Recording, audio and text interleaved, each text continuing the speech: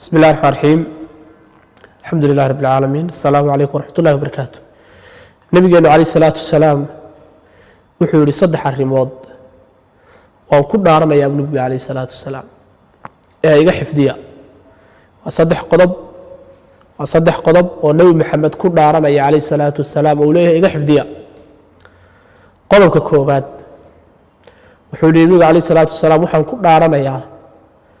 sadaqo inaysan nuqsaaminin qof bila aadana xoolihi sadaqo xoolama nuqsaamisa nabi maxamed baa ku dhaartay عليه الصلاة والسلام akoonkagaad ka saartay laakiin akoonka ilaahay bay taallaa iyadoo weliba lagu laban laabay qodobkaas labaad oo nabiga uu ku dhaartay عليه الصلاة والسلام wuxuu nabigu عليه الصلاة والسلام qof la dulmiyey oo laga gardaran yahay oo iska cafiya oo iska dhaafaa ma jiro ilaa ilaahay wuxuu u ziyaadiyaa sharaf iyo cizi iyo karaamo taana uu ku dhaaranayaa nabiga عليه الصلاة والسلام qodobka saddexaad wuxuu nabigu عليه الصلاة والسلام qof albaabka su'aasha furtaa ma jiro ilaa albaabada faqriga lagu furaa hadduu dadka wax weydiisto oo su'aasha aw barto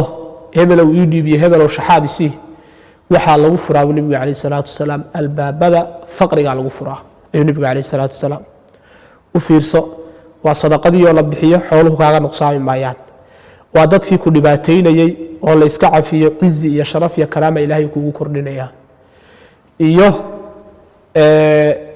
baabka su'aashood iska xidhid waxa ilaahay ku siiya aad ku qanacdid raalli ku ahaatid ilaahay baa subxaanahu wa tacaala ku deeqaya wallahu aclam